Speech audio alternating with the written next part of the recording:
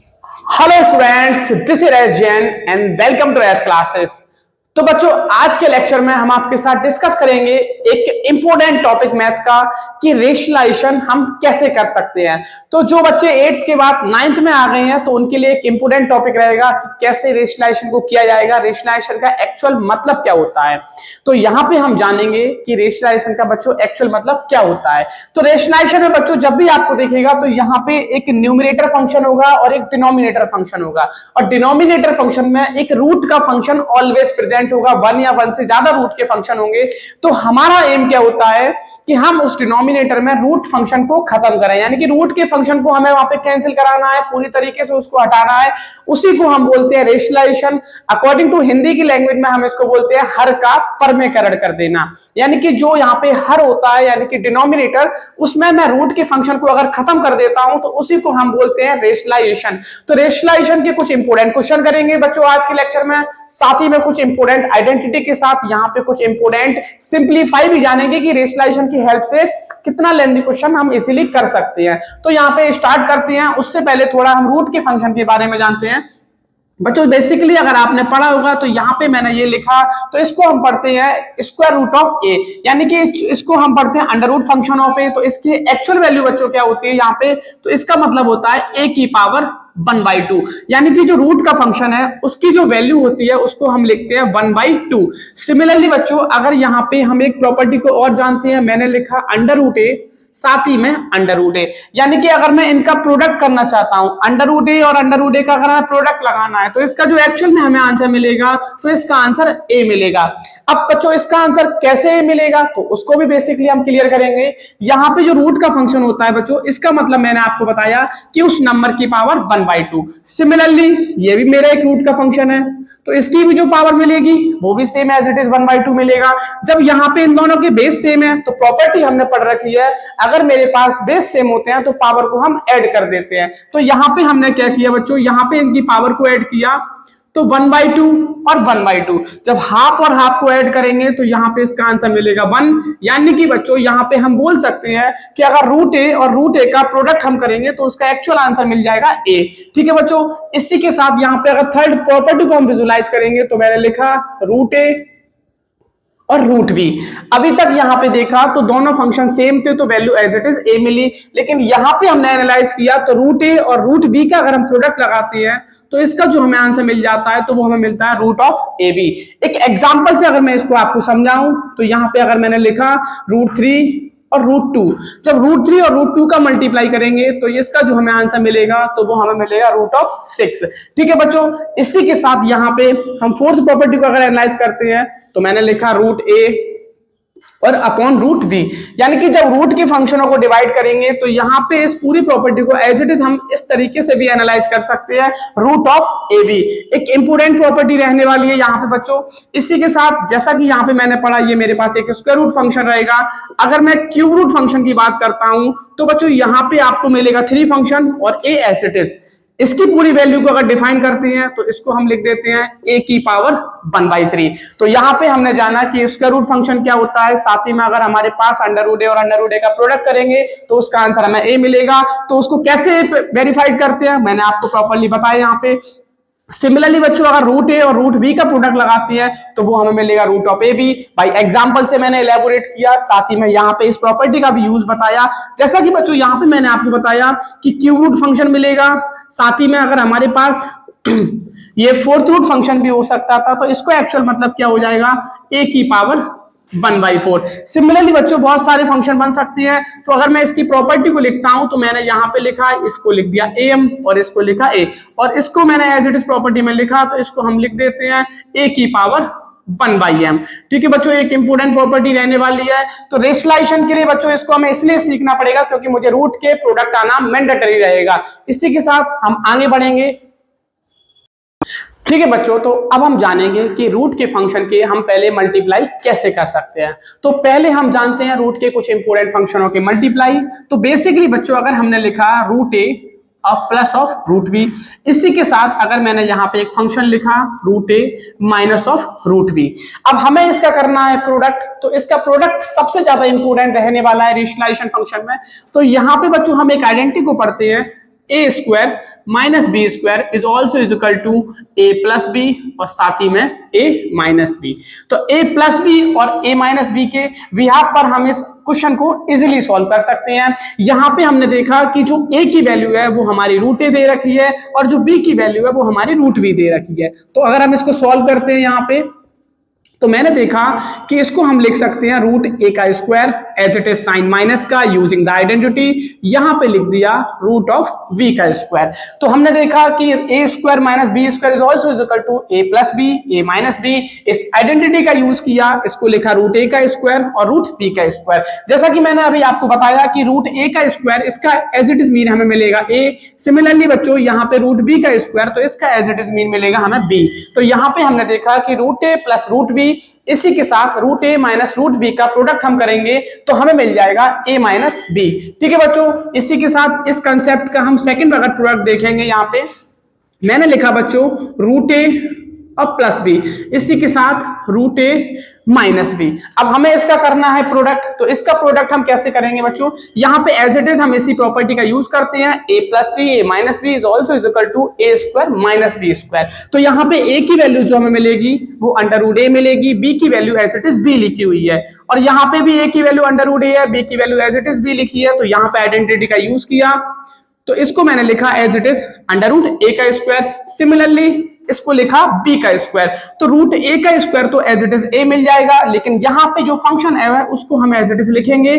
b square. तो यहां पे हमने देखा कि अगर मेरे पास रूट a प्लस बी और रूट a माइनस बी, इनका अगर हम प्रोडक्ट करते हैं तो उसका आंसर हमें मिलेगा a माइनस बी स्क्वायर। ठीक है बच्चों, अगर यहां पे हम कुछ और यहां पे इसके रूट के प्रोडक्ट को जानेंगे, अगर मैंने लिखा root a plus root b और root a plus root b, अगर हम इसका प्रोडक्ट करना चाहते हैं तो बच्चों इसका प्रोडक्ट का हमें आंसर क्या मिलेगा, इसको बच्चों हम डायरेक्टली प्रोडक्ट भी लगा सकते हैं, अदरवाइज यहां पे हम एक आइडेंटिटी का भी यूज कर सकते हैं, a प्लस बी का होल स्क्वायर। तो देखते हैं, पहले हम इसको आइडेंटिटी से सॉल्व करते हैं। तो मैंने लिखा रूट ए प्लस बी का होल स्क्वायर, तो इस होल स्क्वायर की आइडेंटिटी को यूज करते हैं तो हम लिखेंगे a square plus 2ab plus b square. तो इसको हम कैसे यूज करते हैं यहाँ पे, तो मैंने लिखा रूट ए का होल स्क्वायर प्लस 2 ऑफ, बच्चों यहां पे इसको लिखेंगे तो ये लिखा रूट ए और इसी के साथ प्रोडक्ट में रूट बी और साथ ही में लिख दिया रूट बी का होल स्क्वायर। तो अगर हम इसको सॉल्व करते हैं तो रूट ए का स्क्वायर ए मिल जाएगा, यहां पे इसकी आइडेंटिटी को सॉल्व किया तो ये हमने लिखा रूट ऑफ ए बी और साथ ही में ये हमें मिलेगा बी। तो अगर हम बच्चों root a plus root b का होल स्क्वायर को ओपन करेंगे तो हमें मिलेगा a plus 2 under root a b plus of b. Similarly बच्चों अगर माइनस का केस बनेगा तो यहां पे हम इसको डायरेक्टली लिखते हैं, अगर मैंने लिखा root A minus root b और root A minus root B, तो इसको हम सॉल्व करेंगे तो ये हमें मिलेगा ए माइनस ऑफ बच्चों 2 ऑफ रूट ए बी और साथ ही में plus of B. As it is identity को आप ए प्लस बी का होल स्क्वायर यूज करना है, केवल रूट के अकॉर्डिंग हम इस फंक्शन को सॉल्व करेंगे। ठीक है बच्चों, इसी के साथ हम आगे बढ़ेंगे। तो अब हम स्टार्ट करेंगे रेशनलाइजेशन के कुछ इंपोर्टेंट क्वेश्चन जो मैंने आपके सामने मेंशन कर रखे हैं। सारे ही अच्छे क्वेश्चन है, अच्छे से आपको क्लियर भी होंगे। ठीक है बच्चों, ठीक है बच्चों, तो अब हम आपको बताएंगे एग्जाम्पल से कि कैसे हम रेशनलाइजेशन करते हैं। तो यहां पे सबसे पहला क्वेश्चन मैंने आपके सामने मेंशन कर रखा है 1/√7 और 1/√7 को हमें रेशनलाइजेशन करना है। जैसा कि मैंने आपको बताया कि रेशनलाइजेशन का एक्चुअल मतलब होता है कि उसमें डिनोमिनेटर फंक्शन से रूट को खत्म करना। तो यहां पे इसको हम डिनोमिनेटर से रूट को खत्म करना चाहते हैं, तो मैंने देखा कि मेरे पास 1/√7 लिखा हुआ था। तो बच्चों यहां पे बिल्कुल इजीली हम क्या करेंगे, जो मेरे पास रूट में फंक्शन होता है उसी का हम न्यूमरेटर में मल्टीप्लाई कर देते हैं, उसी का हम डिनोमिनेटर में मल्टीप्लाई करते हैं। तो सेम नंबर से न्यूमरेटर और डिनोमिनेटर में मल्टीप्लाई और डिवाइड करेंगे तो इससे इस फंक्शन में कोई भी चेंजिंग नहीं आएगी, क्योंकि बच्चों ये फंक्शन आपस में कैंसिल आउट होकर एज इट इज फंक्शन हमें देंगे। लेकिन हमें रेशनलाइजेशन करना है तो यहाँ पे हम इसको क्या करते हैं, इसको जब 1 के साथ प्रोडक्ट लगाया तो ये तो हमें √7 एज इट इज मिला, लेकिन जब यहां पे हम इसको सॉल्व करते हैं √7 और √7 का प्रोडक्ट करेंगे तो इसका जो हमें आंसर मिल जाएगा तो आंसर मिलेगा 7। बिकॉज बच्चों यहां पे इस प्रॉपर्टी को हम यूज करेंगे, रूट ए और रूट ए का जो प्रोडक्ट मिलता है तो वो हमें आंसर मिल जाता है ए। ठीक है बच्चों, इसी के बिहाफ पर यहां पे अगर मेरे पास नॉर्मल सा फंक्शन लिखा है 1/√7, यहां पे एक एग्जांपल और हम डिस्कस कर लेते हैं बच्चों। यहां पे मैंने लिखा 3 ऑफ √5। अगर हम इसको रेशनलाइजेशन करते हैं तो रेशनलाइजेशन का बच्चों मेन ऑब्जर्वेशन केवल रूट के फंक्शन से रूट को हटाना डिनोमिनेटर से। तो आपको क्या करना है, इस पूरे नंबर से यहां पे मल्टीप्लाई नहीं करना, केवल √5 लिखा था तो √5 से मल्टीप्लाई और √5 से डिवाइड। तो एज इट इज मैंने देखा 1 के साथ √5 का मल्टीप्लाई किया तो ये तो √5 एज इट इज आ गया। लेकिन यहां पे हम सॉल्व करते हैं तो 3 तो बच्चों एज इट इज रहने वाला है, लेकिन √5 और √5 आपस में प्रोडक्ट होके 5 बना देंगे। तो यहां पे हमने लिखा 3 × 5, तो इसका बच्चों जो एक्चुअल आंसर मिला तो हमें मिला √5/15। जैसा कि मैंने आपको बोला कि रूट से डिनोमिनेटर से रूट के फंक्शन को खत्म करना है, तो डिनोमिनेटर से रूट के फंक्शन को कैंसिल किया, यानी कि यहाँ पे फंक्शन मिल गया 15। तो ये तो थे बेसिक्स, बिल्कुल बेसिक से एग्जांपल रेशनलाइजेशन की स्टार्टिंग। इसी के साथ अभी तक हमने डिनोमिनेटर में सिंगल फंक्शन को पढ़ा, अब हम पढ़ेंगे डिनोमिनेटर में अगर डबल फंक्शन है, फिर हम पढ़ेंगे ट्रिपल फंक्शन है। ठीक है बच्चों, तो यहाँ पे नेक्स्ट एग्जाम। ठीक है बच्चों, तो इसी के साथ यहाँ पे सबसे पहला क्वेश्चन 1/5 + √2। जैसा कि मैंने आपको समझाया कि डिनोमिनेटर में सिंगल फंक्शन होता है तो उसको हम कैसे रेशनलाइज करते हैं। अगर डिनोमिनेटर में 1 से मोर देन फंक्शन है, जैसा कि यहां पे लिखा 5 + √2, तो यहां पे हमारे पास 2 फंक्शन काउंट होंगे। लेकिन बच्चों लास्ट जो एग्जांपल मैंने आपको दिया था उसमें मैंने लिखा था कि जैसे अगर मेरे पास एग्जांपल है 7√2, तो यहां पे बच्चों सिंगल फंक्शन है, इसको डबल फंक्शन इसलिए बोला है क्योंकि यहाँ पे प्लस से इसको ऐड किया गया है, ये प्रोडक्ट के साथ ऐड था, तो ये एक सिंगल फंक्शन को डिफाइन करता है, ये ड्यूल फंक्शन को डिफाइन कर रहा है। ठीक है बच्चों, तो इसी के साथ अगर मेरे पास सिंगल फंक्शन है और हमें इसको रेशनलाइजेशन करना है तो बिल्कुल बेसिक से थ्योरी हम पढ़ेंगे। अगर मेरे पास पॉजिटिव साइन लगा है तो हम सेम नंबर को लेके केवल इसका साइन चेंज करके न्यूमरेटर और डिनोमिनेटर में प्रोडक्ट लगाएंगे। तो 5 को तो एज इट इज लिखा, साथ में लिखा 5 - √2, यहां पे लिखा तो 5 - √2। तो मैंने देखा कि मेरे पास था 5 + √2, मुझे करना था इसका रेशनलाइजेशन। तो इस फंक्शन को तो बच्चों एज इट इज लिखा, लेकिन प्लस की जगह चेंज हो गया माइनस, तो न्यूमरेटर से और डिनोमिनेटर से सेम फंक्शन का हमने किया प्रोडक्ट। तो प्रोडक्ट के बाद फाइनल रिजल्ट हमें क्या मिलेगा, यहां पे बच्चों 1 के साथ अगर किसी भी नंबर को अगर हम मल्टीप्लाई करेंगे तो उसमें कोई चेंजेस नहीं आएगी। तो ये तो हमने लिखा 5 - √2। लेकिन अगर डिनोमिनेटर में हम देखेंगे तो मैंने आपको एक आइडेंटिटी बताई कि a + b और a - b, तो यहां पे मैं इसको मेंशन भी करता हूं a + b और a - b। इसका एक्चुअल मतलब होता है a² - b²। तो हमने देखा a की वैल्यू 5 है और b की वैल्यू √2 है, तो इसको मैं एज इट इज लिखूंगा। तो मैंने लिखा 5 का स्क्वायर और साथ ही में इसको लिखा √2 का स्क्वायर। तो a की वैल्यू थी 5 और b की वैल्यू थी √2, तो 5 का स्क्वायर -√2 का स्क्वायर। बच्चों न्यूमरेटर फंक्शन में कोई भी चेंजिंग नहीं आएगी, तो न्यूमरेटर फंक्शन तो एज इट इज लिखा 5 - √2। लेकिन अगर हम डिनोमिनेटर में देखते हैं तो 5 का स्क्वायर हो जाएगा 25, लेकिन साथ ही में अगर √2 का स्क्वायर करते हैं तो √2 का स्क्वायर हमें मिल जाएगा ओनली 2। बिकॉज बच्चों किसी भी रूट के फंक्शन का अगर हम स्क्वायर करेंगे तो यहाँ पे एक हम आइडेंटिटी को भी एनालाइज करते हैं, किसी भी रूट के फंक्शन का हम स्क्वायर करते हैं तो केवल एक फंक्शन हमें बेसिक मिल जाता है। तो √2 का स्क्वायर मैंने लिखा 2। अब इसको अगर हम आगे सोल्व करते हैं तो ये तो मैंने लिखा 5 - √2, साथ ही में अगर 25 में से 2 को अगर हम सब्ट्रैक्ट करते हैं तो यहाँ पे जो इसका आंसर मिलेगा तो हमें मिलेगा 23। तो बच्चों बिल्कुल बेसिक से हम रेशनलाइजेशन फंक्शन को आसानी के साथ कर सकते हैं। केवल कंसेप्ट पे फोकस करना है कि पॉजिटिव है तो नेगेटिव से न्यूमरेटर डिनोमिनेटर में प्रोडक्ट लगा दो, अगर नेगेटिव होगा तो हम पॉजिटिव से करेंगे। तो नेक्स्ट क्वेश्चन में हम देखेंगे अगर हमारे पास डबल न्यूमरेटर में फंक्शन है तो उसको कैसे करेंगे। ठीक है बच्चों, ठीक है बच्चों, तो अब हम करेंगे नेक्स्ट क्वेश्चन। तो नेक्स्ट क्वेश्चन में यहाँ पे मेरे पास जो न्यूमरेटर है उसमें भी लिखा है 5 + √6 और डिनोमिनेटर में लिखा है 5 - √6। तो बच्चों रेशनलाइजेशन में केवल डिनोमिनेटर पे हमें फोकस करना है, न्यूमरेटर से हमें कोई मतलब नहीं है। तो यहाँ पे हमने देखा मेरे पास फंक्शन लिखा था 5 - √6, इसको करना है मुझे रेशनलाइजेशन। तो मैंने यहाँ पे प्रोडक्ट लगाया और इसको मैंने लिखा 5 + √6 और इसको भी मैंने लिखा 5 + √6। जैसा कि मैंने आपको बताया बच्चों, यहाँ पे अगर नेगेटिव फंक्शन है, क्या बताया, नेगेटिव फंक्शन है, तो नेगेटिव फंक्शन का केवल साइन चेंज करके और एज इट इज फंक्शन से हम प्रोडक्ट न्यूमरेटर और डिनोमिनेटर में करेंगे। तो यहाँ पे जब ऊपर हमने प्रोडक्ट किया तो यहाँ पे बच्चों यहाँ पे भी हम प्रोडक्ट की रिक्वायरमेंट रहेगी। तो यहाँ पे प्रोडक्ट हम कैसे करते हैं, तो सबसे पहले 5 का प्रोडक्ट अगर 5 के साथ किया तो आंसर मिला 25। एज इट इज साइन बच्चों अगर 5 का प्रोडक्ट हम √6 के साथ करते हैं तो ये हमें मिल जाता है 5/√6। ठीक है बच्चों, इसी के साथ अगर नेक्स्ट फंक्शन हमारा रिमेनिंग है √6 और √6 का मल्टीप्लाई हम करेंगे अगर 5 के साथ तो फिर से हमें आंसर मिलेगा 5√6 और लास्ट में हमने देखा कि √6 का मैंने 5 के साथ किया कि √6 का अगर √6 के साथ प्रोडक्ट करते हैं √6 के साथ प्रोडक्ट करते हैं यानी कि दोनों फंक्शन के अंदर के नंबर सेम है। तो अगर जैसा कि प्रॉपर्टी का यूज करेंगे √a और √a का प्रोडक्ट a रहता है, √6 और √6 का प्रोडक्ट भी बच्चों 6 मिलने वाला है। इसी के साथ अब हम आते हैं डिनोमिनेटर के पास।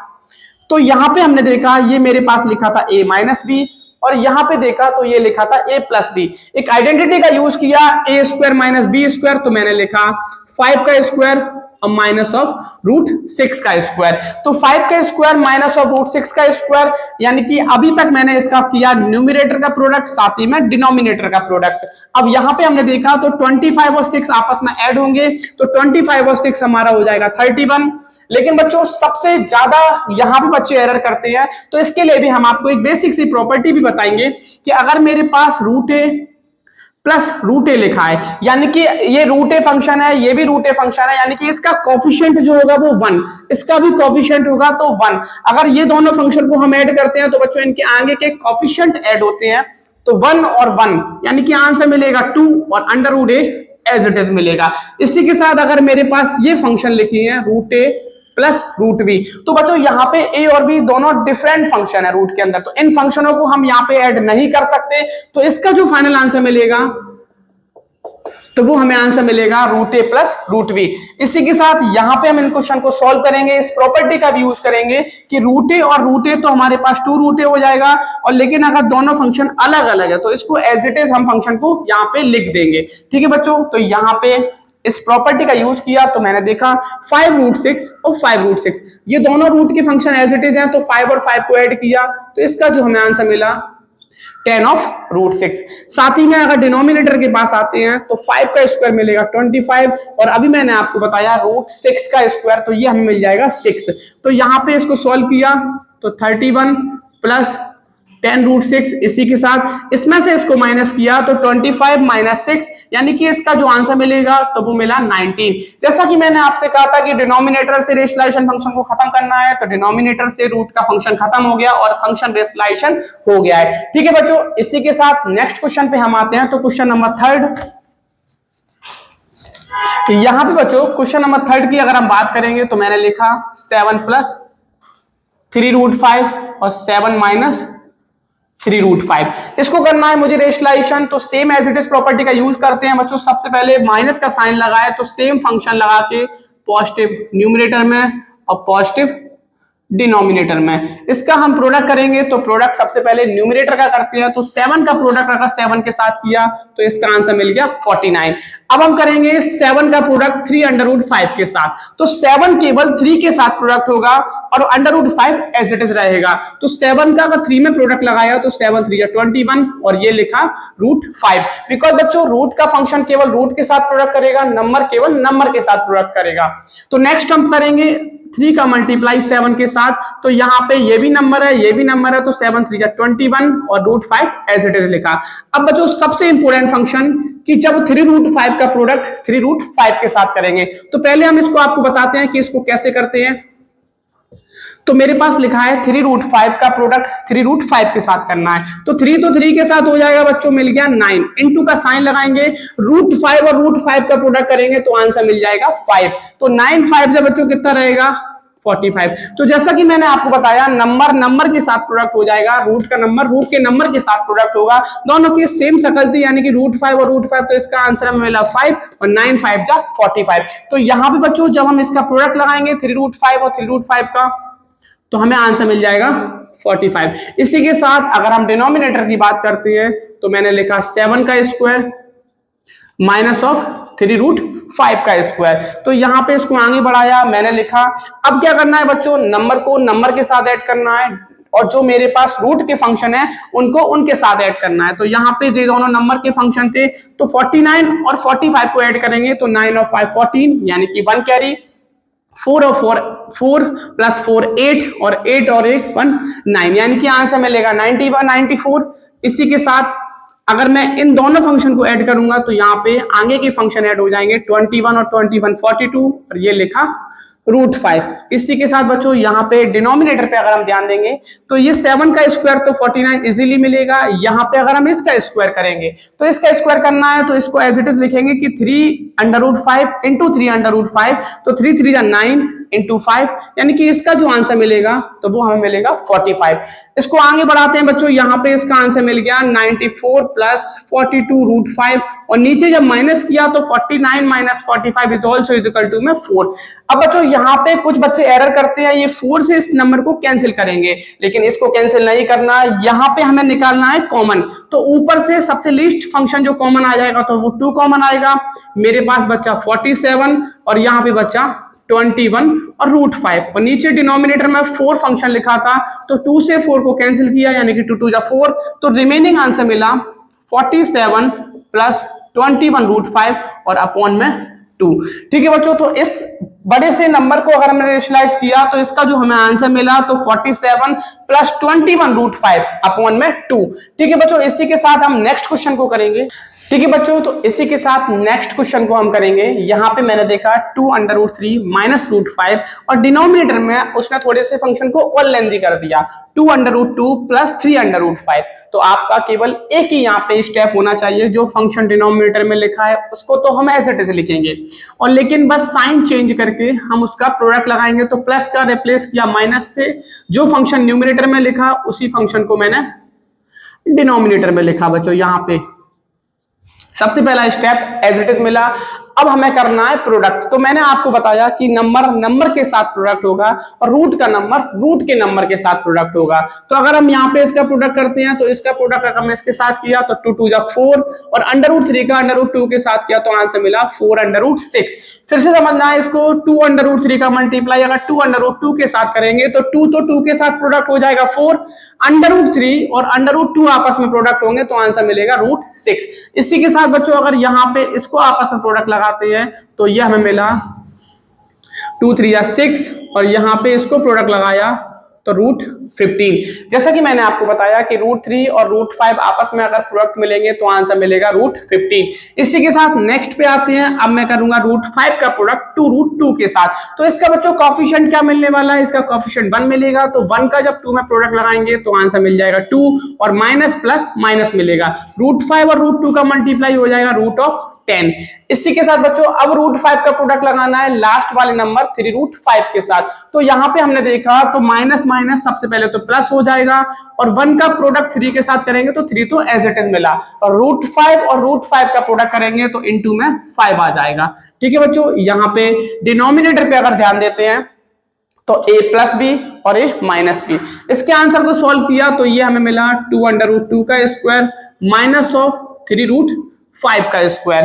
अब हम पहले तो सॉल्व करते हैं न्यूमरेटर के फंक्शन को। तो यहाँ पे बच्चों ये फंक्शन भी अलग है, ये भी फंक्शन डिफरेंट है, ये भी फंक्शन डिफरेंट है। तो कोई भी फंक्शन सॉल्व आपस में नहीं हो सकते, ना ही किसी के फैक्टर से उसके अंडर रूट को हम सॉल्व कर पाएंगे, बिकॉज 2 3 या 6 और 3 5 या 15 कोई भी पेयर नहीं बनेगा तो रूट से कोई भी फंक्शन बाहर नहीं आएगा। तो इन फंक्शनों को तो हम एज इट इज लिखते हैं। यहाँ पे इसका आंसर मिला 2/√10 और ये मिल जाएगा हमें 15। ठीक है बच्चों, इसी के साथ अब आते हैं डिनोमिनेटर पे। हमें 2√2 का स्क्वायर ओपन करना है। तो 2√2 का स्क्वायर ओपन करना है तो यहाँ पे मैंने आपको बताया सबसे पहले करेंगे 2 का स्क्वायर। तो 2 का स्क्वायर 4 और √2 का स्क्वायर 2 मिलेगा तो 4 2 जा यहाँ पे होगा 8।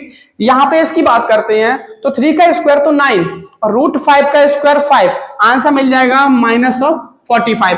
बच्चों न्यूमरेटर फंक्शन में कोई भी फंक्शन चेंज नहीं होगा तो इसको तो हम अगेन एज इट इज लिखेंगे 4√6 माइनस 6√15 माइनस ऑफ 2√10 और प्लस ऑफ 15। और साथ ही में यहाँ पे जब 8 माइनस 45 करेंगे तो इसका जो आंसर मिलेगा तो वो हमें मिलेगा 37 और वो भी माइनस का। ठीक है बच्चों, तो ये तो है इस तब से फंक्शन का थोड़ा सा लेंथी सा रेशनलाइजेशन। केवल डिनोमिनेटर से रूट के फंक्शन को खत्म किया, बाकी प्रोडक्ट हमने एज इट इज किए। ठीक है बच्चों, इसी के साथ एक नेक्स्ट हम जो कंसेप्ट करेंगे वो आपके एग्जाम के पॉइंट ऑफ व्यू से काफी इंपोर्टेंट रहेगा। पहले आप इसको नोट डाउन करेंगे, इसी के साथ हम नेक्स्ट क्वेश्चन को करेंगे।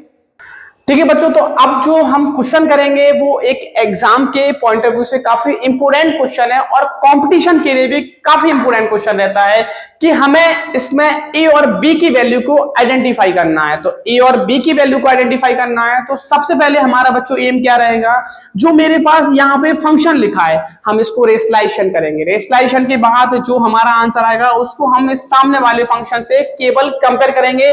इस फंक्शन में बच्चों कोई भी चेंजिंग नहीं रहेगी।